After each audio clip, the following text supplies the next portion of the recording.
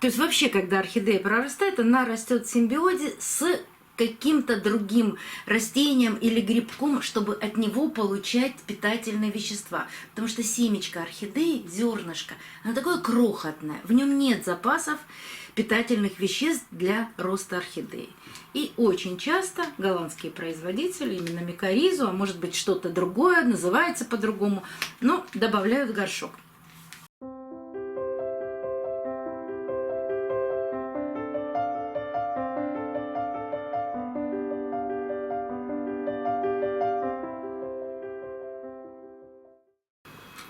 Сема, мы идем снимать кино, а ты остаешься здесь?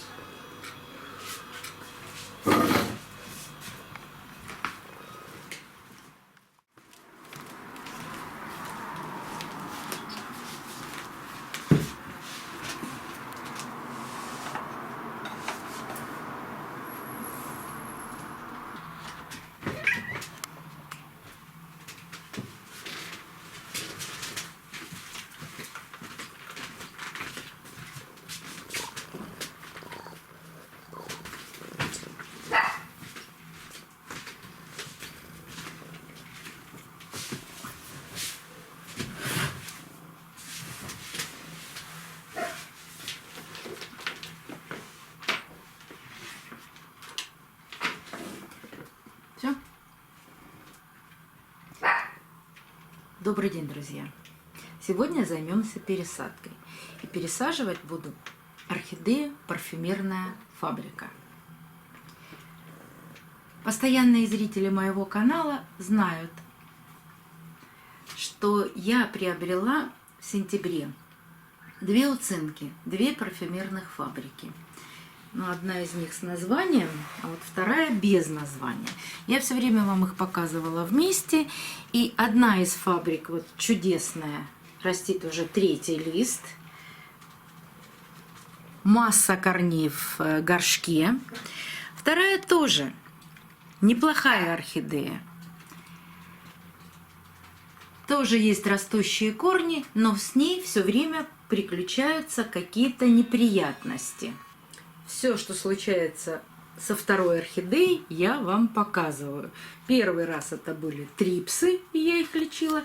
Теперь очередная неприятность, но об этом я расскажу и покажу ту орхидею в следующем видео. А сегодня мы пересаживаем первую парфюмерную фабрику и рассматриваем, какие у нее корни, как она их вырастила, что у нее там в горшке происходит.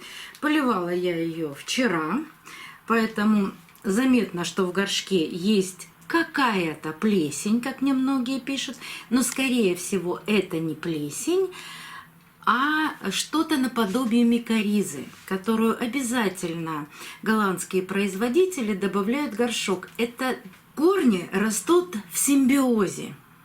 То есть вообще, когда орхидея прорастает, она растет в симбиозе с каким-то другим растением или грибком, чтобы от него получать питательные вещества. Потому что семечко орхидеи, зернышко, оно такое крохотное, в нем нет запасов питательных веществ для роста орхидеи. И очень часто голландские производители именно микоризу, а может быть что-то другое, называется по-другому, но добавляют в горшок. А вот здесь хочу показать вам, не доставая из горшка орхидею. Вот здесь тоже мне многие пишут: у меня на корнях орхидеи появилась плесень. Это не плесень, это ризоиды.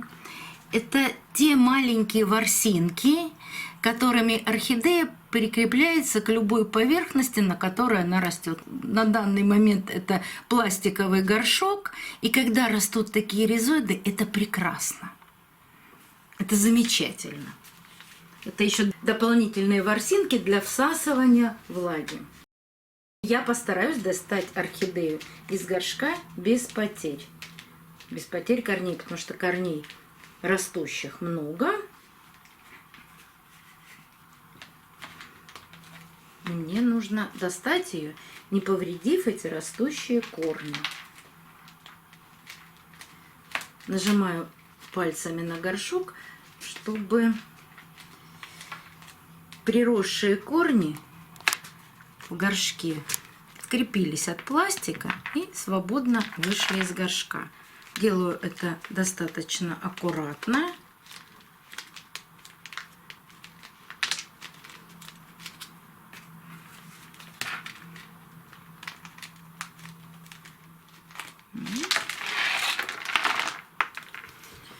Вот что получается.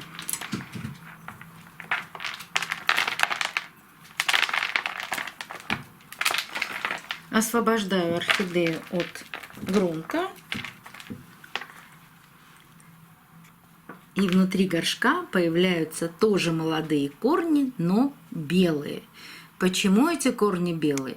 Они росли без доступа ультрафиолета и не могли вырабатывать хлорофилл.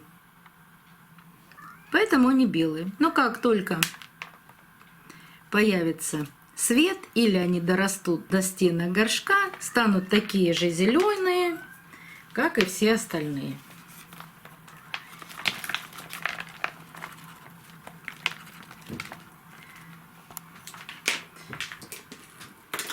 Освобождаю орхидею от старого грунта. И при пересадке обязательно убираю торфяной стакан. Пока орхидея не пересажена, торфяной стакан ей не сильно вредит. Это я уже много раз доказывала и показывала. И даже 2 орхидеи посадила с торфяными стаканами. Просто нужно поливать так, чтобы торфяной стакан был не сильно мокрый. И в покупном грунте это грунт, в котором изначально посажена орхидея. Чаще всего применяю метод полива по краю горшка. Живые корни всегда прирастают и к коре, и к керамзиту, и даже к пластику, как я вам показывала. Если бы орхидея не была полита буквально сутки назад, эти бы корни были не такими вот мокрыми, кажущимися гнилыми. Они бы были просто сухие. Ну, вот как, например, вот этот корень. Вот его полив не задел, это просто сухой корень. Такой корень, конечно, нужно обрезать. Да и тот корень, на котором он растет, он тоже сухой. Сейчас я найду начало этого корня и его отрежу. Сейчас покажу. Вот смотри.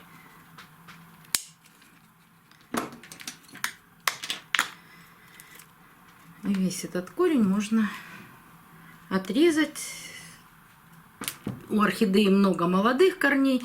Такие сухие корни ей не нужны, даже если там остались тяжи. Есть молодые корни, есть растущие корни. С растущими корнями орхидея быстро принимает посадку, начинает корни выращивать новые или растить дальше те корни, которые раскуклены, и быстро адаптируется к новой посадке. Поэтому всегда вам рассказываю, что не нужно орхидею пересаживать сразу после покупки. Давайте посчитаем, сколько прошло времени после покупки этой орхидеи. Купила я ее в конце сентября, а сейчас середина марта. Торопиться не стоит. Нужно дать возможность орхидеи вырастить новые корни, и тогда пересадка пройдет для орхидеи почти незаметно. То есть стресса большого она не испытает. Не будет сбрасывать листья. Ну или с минимальными потерями.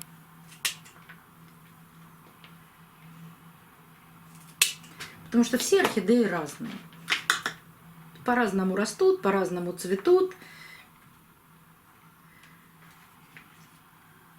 За этим нужно просто немножко понаблюдать за жизнью орхидей и понять, что орхидея ваша больше любит. Свет, влагу, прохладу.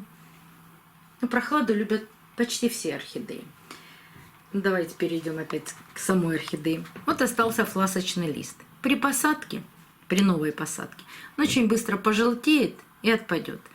Для того, чтобы этого не ждать этот фласочный лист. Можно, вот, можно и просто оторвать, а можно разделить. Если лист чуть больше, можно вот так разорвать на 2 части и растянуть лист в разные стороны, тогда он снимается полностью. И вот этот фласочный лист. Казалось бы, он еще зеленый, но уже с небольшой желтизной. Но сверху, выше этого листа, вырос большой корень. И его обязательно нужно поместить в горшок. И только поэтому я снимаю и этот фласочный лист. Вот он. Вот он больше, чем предыдущий.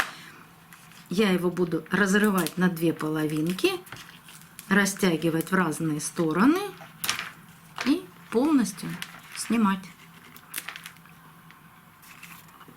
Я подготовила орхидею к посадке, но для того, чтобы вот этот корень поместить в горшок и опустить его, не сломав, нужно дать орхидее буквально 10-15 минут напоить этот корень.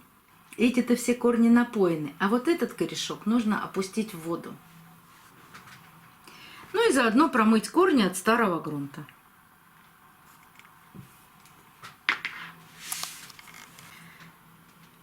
Продолжаем осматривать корни орхидеи. Что нужно еще сделать? Видите, сухие кончики корней. До живого не дорезаю, но все сухие части обрезаю. Если на корнях остались вот такие маленькие сухие части, обязательно все это зачищаю, удаляю. Вот пример. Корень растущий, но вот здесь. А вот эта часть нам кажется водянистой и гнилой. Но гнилой – это виламен. Вот эта оплетка корня. Можно удалить этот гнилой виламен, потому что им будут питаться подуры. А вот внутри оставить живой тяж. Также можно поступить и вот с этим виламеном. Он, видите, он не гнилой, он сухой, он уже высох. Его тоже можно убрать, удалить, отрезать. Но сам корень оставить.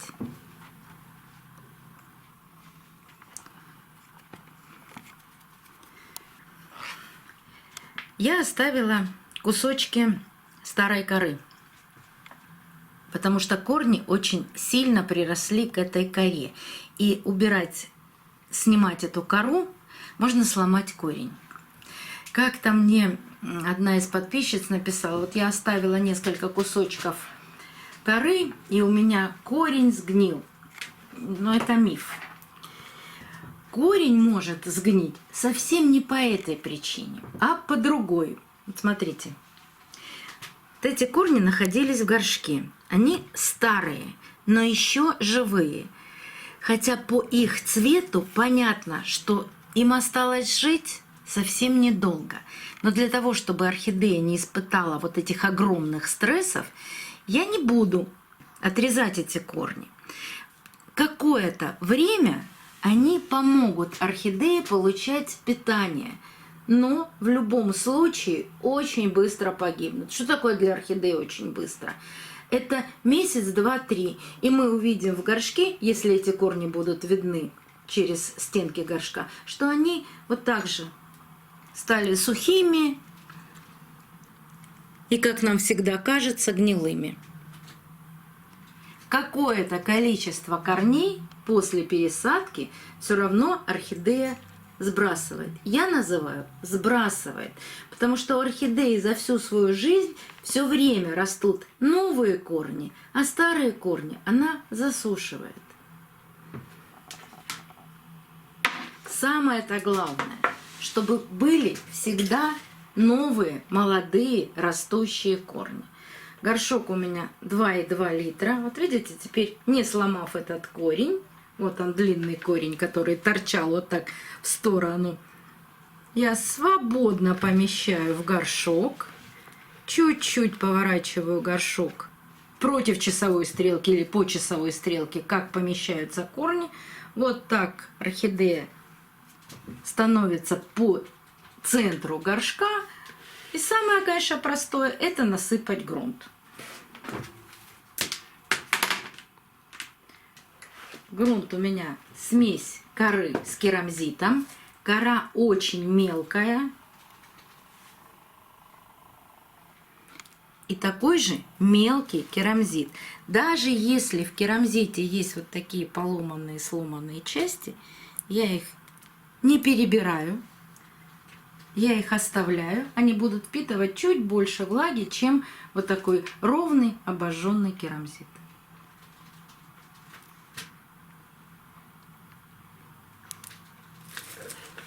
Все. И теперь грунт насыпаю в горшок.